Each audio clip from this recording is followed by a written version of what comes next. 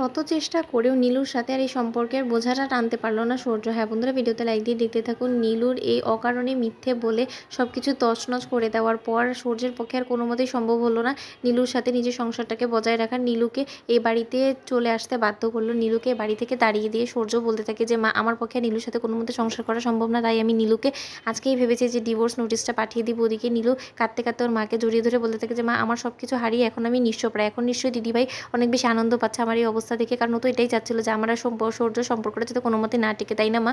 তখন রায়ের মা বলতে থাকে যে ওর আর কি হয়েছে, ওর তো এখন নতুন শিকারই পেয়ে গিয়েছে, তাই না? ও এখন অনির্বাণের সাথে চুটিয়ে ফষ্টি নষ্টি করবে আর আমাদের মান সম্মান যা কিছু আছে সেটা ধুলিসাৎ করে দিবে। ওর আর কি আসে যায় বলতো? ওর একটা শিকার ছাড়া আরেকটা ধরে, ওর কাজই তো এইটা। ওদিকে এটা বলতে না বলতেই সূর্যের ফোন চলে আসে নীলুর ফোনে। ওদিকে এটা দেখা মাত্র রায়ের মা আশা করে বসে যে হয়তোবা সূর্য নীলুকে বাড়ি ফিরিয়ে নিয়ে যাওয়ার জন্য ফোন করছে। ওদিকে নীলুকে ফোন ধরা মাত্রই সূর্য বলতে থাকে যে নীলু, আমি কিছুক্ষণের মধ্যেই তোমার বাড়িতে একটা ডিভোর্স নোটিশে পাঠাচ্ছি, সেটা তুমি দেখে তুমি সেটা সাইন করে দিও। আমি আশা করবো যে তোমার কোনো রকম কোনো আপত্তি থাকবে না আর তুমি কোনো রকম কোনো ডিলে করবে না, আমাকে অন্তত খুব সহজে তুমি মুক্তি দিয়ে দিবে, এই আশাটুকু তো অন্তত আমি করতেই পারি, তাই না তোমার কাছ থেকে? তখন নীলু বলতে থাকে যে হ্যাঁ, তুমি একদম চিন্তা করো না, যত তাড়াতাড়ি সম্ভব আমি তত তাড়াতাড়ি তোমাকে মুক্তি দেওয়ার চেষ্টা করবো সূর্য, কারণ আমি চাই না যে আমার কারণে তোমার জীবনে আর কোনো রকম কোনো অশান্তি তুমি বয়ে বেড়ো, কারণ তোমার জীবনে সব থেকে বড় অশান্তি তো আমি ছিলাম, তাই না?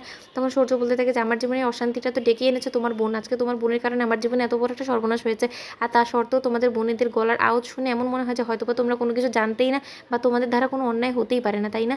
তখন রায়ের মা বলতে থাকে নীলুকে যে দে না একবার, আমি সূর্যের সাথে কথা বলে দেখেছি সব কিছু মিটমাট করতে পারি কিনা। তখন সূর্যের সাথে কথা বলে রায়ের মা বলতে থাকে যে সূর্য বাবা, আমরা কি একবার এই বিষয়টা নিয়ে বসতে পারি না? ঠান্ডা মাথা একবার ভেবে দেখো যে একটা বিবাহিত মেয়ে যখন দিনের পর দিন নিজের মায়ের কাছে মায়ের বাড়িতে পড়ে থাকে, তখন একটা মায়ের কাছে যে কতটা খারাপ লাগে, ওকে এত কষ্ট দেখে তুমি সেটা একবারও ভাবতে পারছো? তুমি নিজেকে আমার দিকে রেখে একবার অন্তত ভাবো, তোমারও তো বোন আছে, আজকে তোমার বোনের সাথে যদি এই সাংঘাতিক বিষয়টা ঘুরতো তাহলে তখন তুমি দাদা হিসেবে কী করতে? তখন সূর্য চিৎকার করে উঠে আর বলতে থাকে যে আমার বোনকে আপনার মেয়ের সাথে একদম তুলনা করবে না, কারণ আপনার মেয়ের মতন আমার বোন একদম মিথ্যাবাদী না, আর আমার বোনের আর যাই হোক না কেন ওর মধ্যে যথেষ্ট পরিমাণে জ্ঞানবোধটা আছে যে মিথ্যার আশ্রয় নিয়ে যে একটা সম্পর্ক কোনো মতে টেকানো যায় না, সে অন্তত সেইটুকু জ্ঞানবোধ ওর অবশ্যই হয়েছে। আর আশা করবো যে আপনি আপনার মেয়ের দোষগুলো ঢাকা বন্ধ করবেন, কারণ এরপরে আপনার মেয়েকে যদি আপনি কোনোদিন আদৌ সেটেল করতেও চান অন্য কারোর সাথে, তখন হয়তোবা দেখবেন যে এই একই আপনার এই আশকারার জন্য হয়তোবা সেখানে ওর সংসারটা টেকেনি। তখন নীলু ওর মায়ের কাছ থেকে ফোনটা নিয়ে বলতে থাকে যে সূর্য, আমি তো একবার বলেই দিয়েছি তুমি যত তাড়াতাড়ি সম্ভব আমার কাছে ডিভোর্স লেটারটা পাঠিয়ে দাও, তত তাড়াতাড়ি তোমাকে মুক্তি দিয়ে দেবো। তার সত্ত্বেও তুমি কেন বারবার করে আমার ঘাড়ে সব কিছুর জন্য ব্লেম করছো বলো তো? আমাদের সংসার ভাঙার কারণ তো শুধুমাত্র আমি একা নয়, দিদিভাই যদি সেদিন আমাকে এরকমভাবে না বিয়েটা দিত তাহলে হয়তো বা আমার আর তোমার মধ্যে সম্পর্কটা এত দূর অব্দি এগোতো না, আর হয়তো বা আমাদের মধ্যে এইরকম পরিস্থিতিও দাঁড়াতো না, তাই না? তখন সূর্য বলতে থাকে সেটা তুমি তো বরঞ্চ তোমার বোনের সাথেই মিটমাট করো। তো বন্ধুরা, তোমাদের ভিডিওটি ভালো লেগে থাকলে লাইক কমেন্ট শেয়ার করে সাবস্ক্রাইব করতে ভুলো না।